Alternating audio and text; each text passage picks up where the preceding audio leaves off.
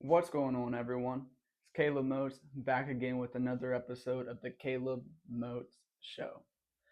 So, as you know, on Thursdays we come in and we solve all the problems in the world. I wish I could solve all the problems, but we all know that I can't. I just like to talk about them. But anyway, start things off. I have decided to make my own coffee. So the reason I decided is this is bigger than that thing I got at Starbucks. See, look at that. It fits in my hand. And it didn't cost $5, which is honestly quite comical. I made that. I mean, shoot, it probably costs a quarter if you make it yourself. Just get a little water, a little bit of coffee, put it in a coffee pot. You go, then you have yourself some coffee. Or you could go to Starbucks, pay $5 or $10, $20. You know those drinks, and get a glorified cup of coffee you could have made yourself for 5 cents. So, solving the world's problems, make your own coffee. Don't go spend your whole budget on it. All right. So with that being said, we're really going to jump into everything now. So the first thing that I really wanted to talk about was Charlie Kirk's security said that the police had promised to clear the rooftops before his assassination attempt. Oh, before his assassination. I apologize. So his security said that he texted with the chief of police for Utah Valley. And that chief of police had said the rooftops will be covered. I will put my men on it. Goes on like that. So great. However, the rooftops weren't covered. That was obvious. And that makes me think a lot. It's very similar to Donald Trump's assassination attempt back when they tried to kill him. It was everything was good. Everything was supposed to be covered. However, there was a random guy on top of a little roof, probably 100 yards away, straight in front of him, that no security saw. That's freaking weird. No security saw this man on top of a roof, wide out in the open. A white roof, by the way. And that man tried to shoot Donald Trump. That's very similar between the two if you look at it. And this Charlie Kirk's head of security has the text with the chief of police to prove it. And since then, he's been trying. He tried to reach out and tried to call them, text them, and they won't answer. This man will now not answer Charlie Kirk's head of security. So that makes you think. So the rooftops weren't covered. Why? Why were the rooftops not covered? That's just one thing I want to know, but I don't know if I'll ever find out. I encourage you to go on, look on, do your own research, and see the conclusion that you come to. What actually happened that day? That's what all the American people want to know. That's what all the Charlie Kirk supporters want to know is what actually happened the day that Charlie Kirk got killed. Now, I know that finding this out can't bring him back, but it can prevent future things like this from happening. It should not be scary for someone who supports Trump to go out and talk to people and have a dialogue. I mean, I know Dearborn, Michigan is happening right now. If you are a Christian or white, they're having protests. You show up to it, you can watch the videos, you'll get jumped. It doesn't make sense. That's not our country. Our country is freedom of speech, freedom of religion. You can have these beliefs in our country, but I can have this belief in our country, and we are made to coexist. Just because you have different beliefs does not mean anything. Now that's getting into a whole nother topic, bringing up Islam. Islam is supposed to be violent toward everyone that is not Islam. Now we can bring it up even farther than that. Islamic people hate transgender people, gay people. They hate them. They kill them right then and there. But yet they come here and act like they're supporting them until they can kill them. So that's a whole different subject I'll get into one day. If you want to hear me talk more about it, comment or DM me, and I will do a whole episode on it. Because I have a lot of knowledge up here I'm ready to spit out, but I'm just waiting for the right time. But that brings me back to why were the rooftops not covered? Do your own research. I'm sure that if we all look into it, all figure it out, we'll find a conclusion about it. Don't just listen to a 20-minute news article and call it a day. Actually do your research and look into it. So now next, we have the most comical thing of all. The Democrats are once again trying to impeach Donald Trump. Al Green said that the papers will be filed before Christmas break. Great. What did he do? I looked through all the articles. I looked through it. I can't find anything that he did. I can't find what he did wrong. But you got to remember, it's the same dude that had to be kicked out during Trump's State of the Union speech, which is funny. He's like, oh no, Trump shut me up. Trump shut me up. Blah, blah, blah. I'm going to impeach him again. So he's holding that grudge.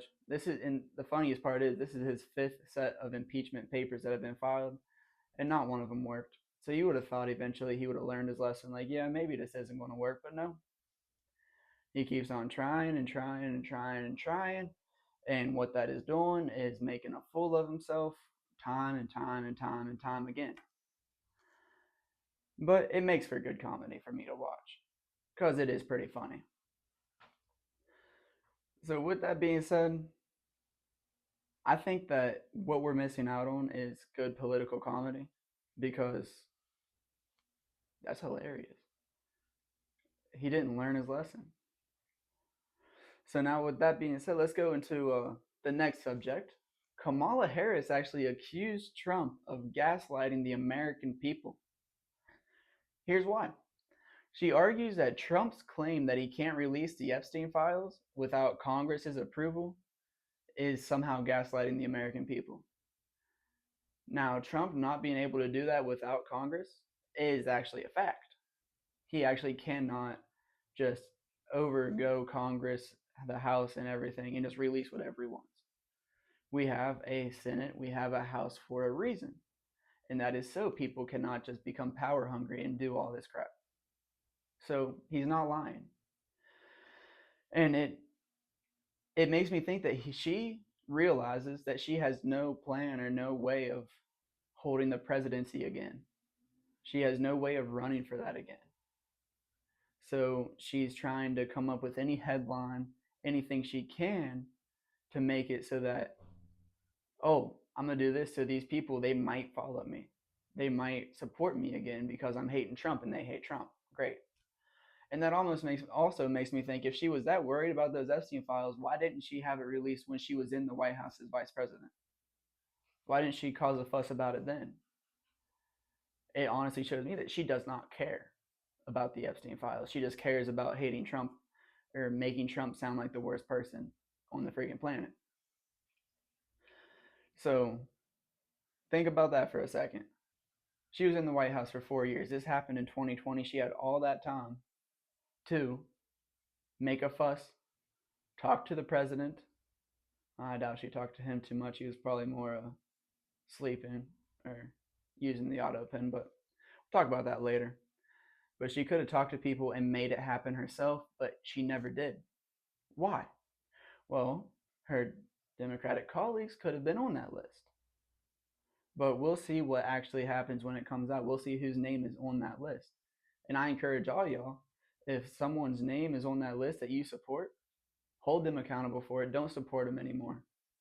We're talking about pedophiles here doing unthinkable things to children. That's just freaking crazy to me.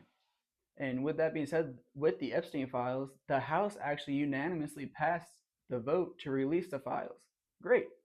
And then Trump signed the bill to get them released in the next 30 days. And that also is very good. I feel like it should have done happen a while ago. It shouldn't have kept coming up like it has been. Those should have been out years ago. So now the Democrats claim that they have had proof for so long that Trump was involved. But if they did, wouldn't they have released that to the public before the election, before Trump got elected president? Because It's obvious that they fight grimy. They lie about everything. They do everything they can to stop Trump from holding office. Shoot, they charged him with felonies. Wouldn't they have released that? Let the people be like, oh yeah, he was in it. Here's the proof. Wouldn't they have released that already? Just something else to think about. Now, another thing that I do want to talk about today is Nicki Minaj. I never really thought I would talk about Nicki Minaj on the Caleb Moats show, but here we are. I'm starting to kind of like the girl. She came out and she supported Trump that he was talking about the Christians in Nigeria being persecuted, saying that we need to put a stop to it. She supported that, and she lost 100,000 followers. What does that tell you? It's not. They're not fighting for good and evil anymore. These Christians are being persecuted, and when Trump said that, she said, "Thank you for vowing to put a stop to this persecution in Nigeria." That's all it was. But Lord, I mean, golly, you would have thought that she was the devil the way those people were talking to her. I mean, it's crazy. How can you be for people getting persecuted for their religion? Isn't that what America's for? I mean, you can have this religion, you have this religion. We have freedom of religion. We have freedom of speech. You're allowed to say and do as you please. Is that not one of the whole points that our country was founded upon, because you're allowed to have beliefs and still live in unison with one another? But I guess not. I guess now it's changed to, if you have different beliefs than me, you're the worst person. You deserve to burn in hell. That's what these people are saying. That's what these people are proving with their actions. And now that's all I have to talk about that. I got one last thing before I go, and it's it's comical. It made me laugh out loud. Trump was talking to reporters and he was interrupted, and he then looked over at the person that interrupted him and said, "Quiet. Quiet, piggy." Trump said, "Quiet, piggy," to this reporter. Now, some would say that that's offensive to the reporter, and others would say that that is offensive to pigs everywhere. But you choose which one you think it's offensive to. I really don't care. I just think it's freaking hilarious. But with that, that's all I got for today. Now, I just let me know what you think. Comment down below. Let me know if you want me to talk about anything else, any other subjects, whatever. I'll talk about it. And come back Tuesday for the end of James. And then in the next week, we're going to be starting up Galatians, getting that going, studying through that throughout the next 3 weeks. We're going to be finishing James, going through Galatians. It's going to be fun. It's going to be great. I hope that y'all come and watch. Let me know what y'all think. And y'all have a good one. Be safe and tell someone about Jesus. Peace.